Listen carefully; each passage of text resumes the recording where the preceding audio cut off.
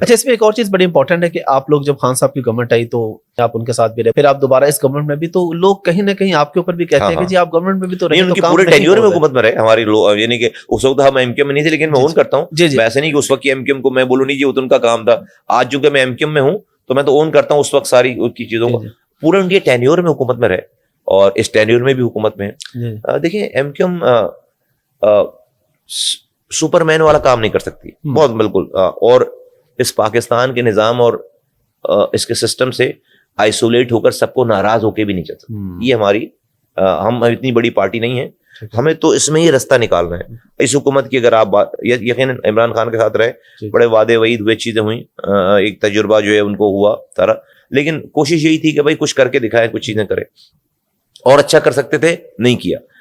اس والی حکومت میں جب میں آپ کو بتاؤں کہ میں پچھلے جب جیسے ہی حکومت گئے, آئی تھنک اس کے تھوڑے دنوں بعد ہمارا جو ہے مرجر ہو گیا, پچھلے 8 مہینوں سے جو ہے وہ ہم وہ ہیں یہاں پر ساتھ ہیں. میں آپ کو پہلے بتاؤں کہ 70 یونین کاؤنسل جو ہے وہ حلقہ بندیوں میں پیپلز پارٹی نے یہاں پر کم کر دیے تھے. 246 یونین کاؤنسل تھیں, اور 70 یونین کاؤنسل سے پورا ایک شہر بنتا ہے, ٹھیک ہے.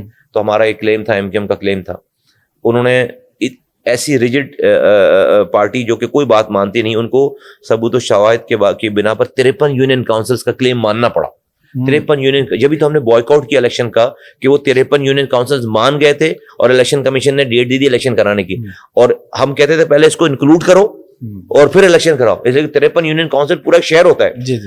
انہوں نے خیر نہیں مانی ہماری بات, ہم نے بوائک آؤٹ کیا, لیکن ہمارے بوائک آؤٹ کرنے کی وجہ سے 53 یونین کاؤنسل ایڈ ہوئی ہیں. تو یہ حکومت میں رہنے کی وجہ سے ہمیں یہ ایکسس ملا کہ ہم یہ کر سکے, نمبر 1. نمبر 2, یہ سینسس کی آپ نے مثال دی. 7 اپریل کو اخباروں میں خبر آ گئی کہ سندھ بھر کی آبادی ساری کاؤنٹ ہو گئی 98%, اور کراچی کی آبادی کاؤنٹ ہوئی 1,35,00,000.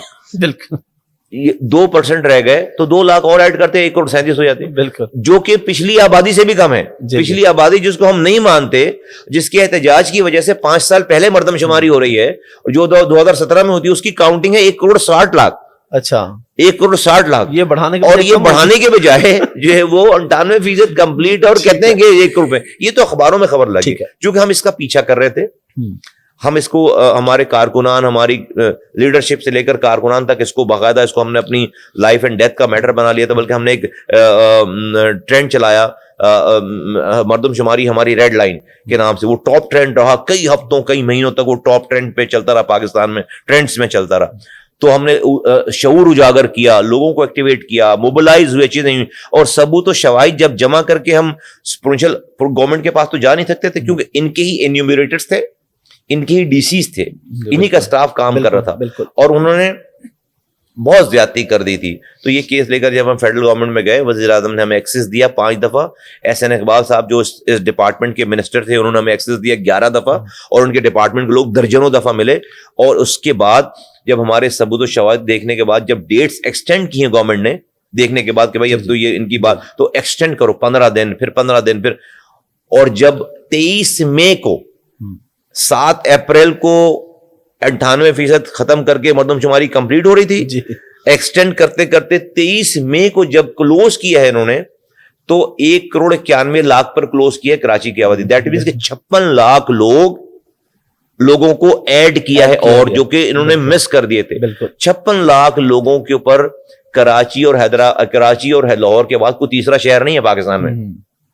56 لاکھ کا کوئی تیسرا شہر نہیں ہے. آپ امیجن کریں کہ پورے ایک شہر کی 56 لاکھ کی آبادی کو غائب کر کے آپ جو ہے وہ ڈیٹ کلوز کر رہے تھے. اچھا, اب اس 1,91,00,000 پہ بھی ہم نہیں مانتے, ٹھیک ہے, ہم اس کو نہیں مانتے. ہم کہتے ہیں کہ نہیں, اس میں ابھی اور بھی بہت سارے فلاز باقی تھے, اور جو کہ سینسس ڈپارٹمنٹ نے خود آئیڈینٹیفائی کیے ہیں, کہ انہوں نے خود یہ بتایا کہ 32,000 ایسی ہائی رائزز ہیں کراچی میں جس پر یا تو لوگ گئے نہیں ہیں, اور گئے ہیں تو کم فلورز پر گئے, کیونکہ ان کے پاس جیو ٹیک ہوئی ہوئی یہ ساری چیزیں نا. تو اس کے بعد ایک آپشن تھا موجود جس میں 1%, 1.5% آڈٹ ہونا تھا.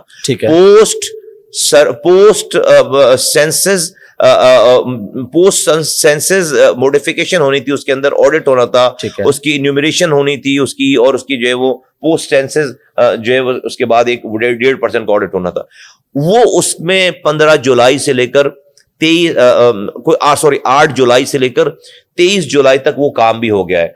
हमें ये गुमान है, हमारे पास उसकी रिपोर्ट नहीं है, हमें ये गुमान है कि उस ऑडिट सेंसस से जो खराबियां कमी रह गई थी यहाँ पर, वो कमी जो है वो इंशाअल्लाह ताला जब रिजल्ट आएगा तो मुझे ये गुमान है, हमें ये गुमान और उम्मीद है कि वो कमी पूरी हो गई होगी। लेकिन जो क्वेश्चन है आपका, बहुत माजरत के लंबा हो गया जवाब आपका, वो क्वेश्चन है ये कहां कर रहे हैं हम और ये क्या कर रहे हैं?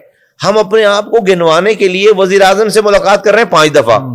हम अपने आप को गिनवाने के लिए, सिर्फ अभी हुकूक की बात नहीं हो रही, सिर्फ हमें अपनी मौजूद की, मेरे पास कोई इजराइल का पासपोर्ट नहीं है, मेरे पास कोई इंडिया का पासपोर्ट नहीं है, मेरे पास कोई ईरान का पासपोर्ट नहीं है, कोई अमेरिका का नहीं। भाई मैं इस पाकिस्तान का शहरी हूं, मेरा एक बैकग्राउंड है, मेरी लेगेसी है, मेरे आबा व अजदाद ने इस पाकिस्तान बनाने के लिए 20 लाख जानों का नजराना पेश किया, मेरे बड़ों ने इस पाकिस्तान को चलाया है, पार्कों में बैठकर पाकिस्तान चलाया। आज मेरी ये नस्ल इस पाकिस्तान को बचाने चलाने के लिए जो है वो अपनी तगदो कर रही है। हमने, अगर मैं, आपने मुझे मेयर की बात कर रहे थे, तो मेयर कोई मैंने सिर्फ अपने जुबान बोलने वालों को पानी दिया क्या?